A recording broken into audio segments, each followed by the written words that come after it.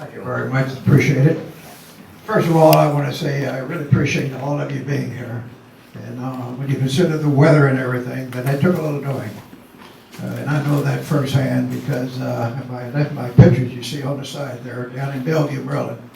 And I had trumped in the snow share to get those out. I couldn't bring the Easton out.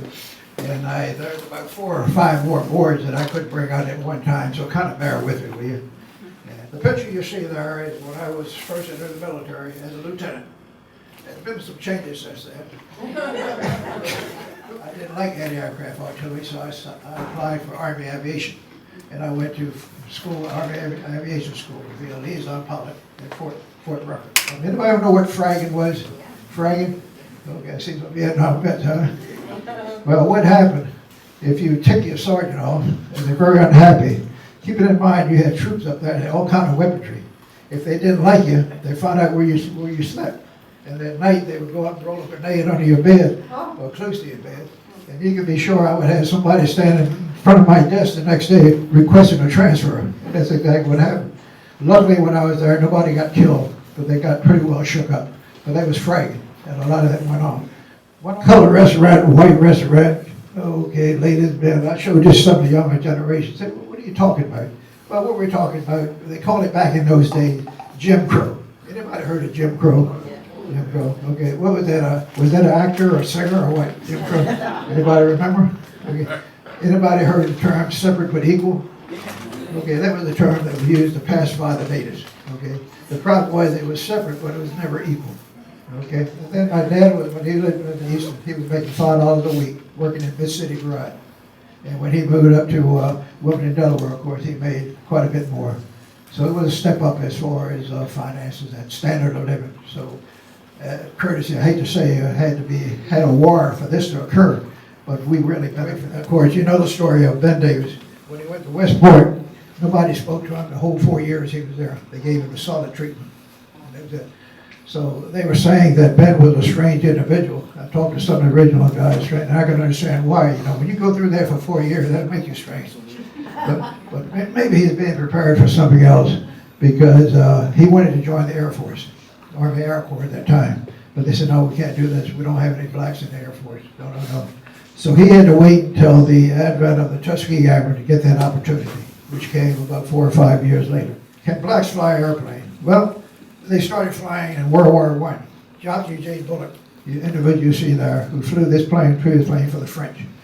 He was originally an American who migrated to England, then from England to France, and during World War I, and he joined the French Foreign Legion and participated with them. Then he realized that being an infantryman, he'd get killed. So after he was wounded 2 or 3 times, he decided to join the French Air Force, and he became a pilot. So we consider him to be the first black combat pilot during World War I, Jacques Eugene Bullock. Now, we were instrumental to get a bus and place it at the Smithsonian. I haven't been there the last 5 or 6 years. I guess it's still there. I got to go and check every once in a while. But it was pretty outstanding. Okay, Jacques Eugene Bullock. Okay, Tuskegee Airman story. Okay, my favorite. These guys came through quite a bit. And what happened is all the agitation and lawsuits and so forth. They finally said, okay, if you blacks want to fly a plane, okay, we'll let you fly your own plane. Because we can't integrate you with a white unit, that sort of thing, so you got to do your own thing. So what they did, they started a 99th Pursuit Squad. Gave them an airplane, they had to learn how to fly that plane all by themselves, which they did. And at that particular period of time, then people wondered why a Pursuit Squad and why not something easier. But I said, well, this is a real test. And it was a real test because when you buy an airplane by yourself, you got to navigate, you got to be a gunner, you got to do all the things that a bumper has a crew to do. And they did that well.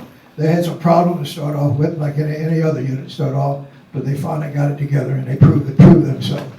So anyway, when they started the 99th Pursuit Squadron after agitation, where did they start the school, the training school? Of all places, Tuskegee, Alabama. And all the northern blacks said, by golly, you putting us down at HELL, Parkman Chapel, okay? Because they realized what was going on down in Tuskegee, Alabama back in those days. You know, it's discrimination, racism, and so forth. They didn't want to go down there, you see, but they had no choice. This was the ceremony, opening ceremony that they had when they first designated the 99th Pursuit Squadron, had the first class to come in, and this is where it all started. Of course, we had all the brass, Air Force brass there, along with the president of Tuskegee Institute and all the other important people at that time. Okay? Oh, my favorite, Eleanor Roosevelt. God bless her heart. Bless her heart. Okay? Now, you know the story of Eleanor Roosevelt. She happened to be down there at that area for another meeting at the time in Tuskegee. So, being a little woman of her own mind, so forth, she said, well, let me venture on across to Tuskegee, Alabama, where I understand you got some Negroes over there flying airplanes. So, of course, Secret Service, oh, Eleanor, you don't want to go over there. Well, you know, Eleanor, we should want to go, she'd go. Okay, and I think that time they got the nickel because they figured they had to call her husband. Well, anyway, she went over there, and she met Chief Anderson. Chief was in charge of the primary flight training.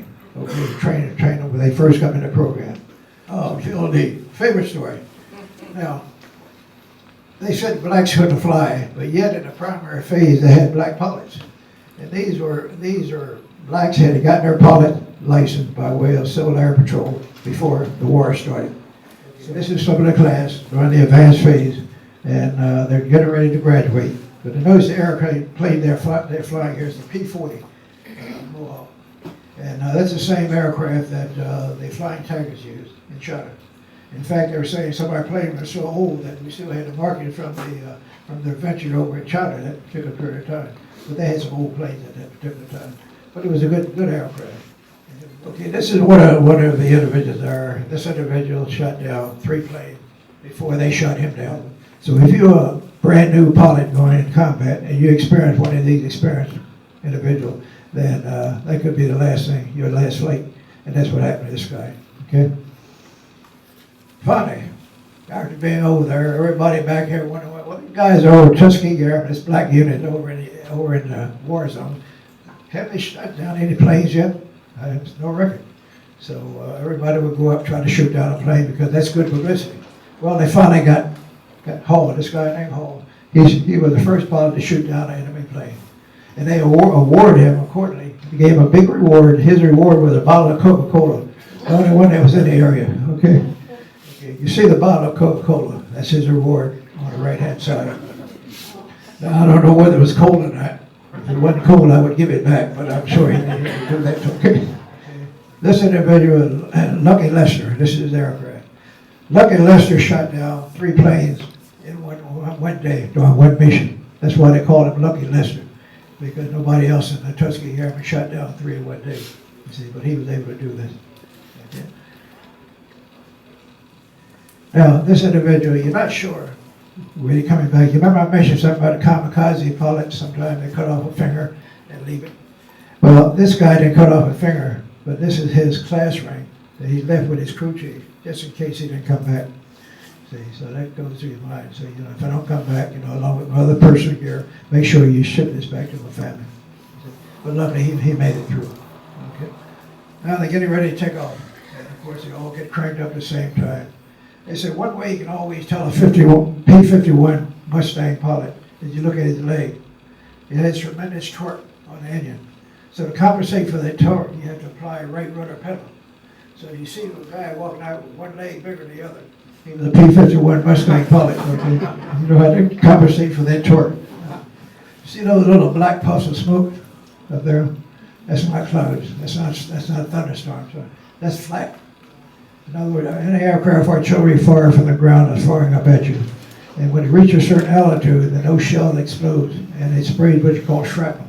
And that brought down a lot of planes. I'm sorry. Any question? Yeah. How many Tuskegees are still living? 13. As far as pilots concerned, 13. I figured 13. How many were there originally? 960. Total Tuskegee history had 960 pilots.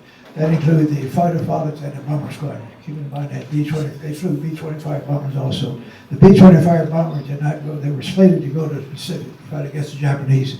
The war ended before they could be utilized.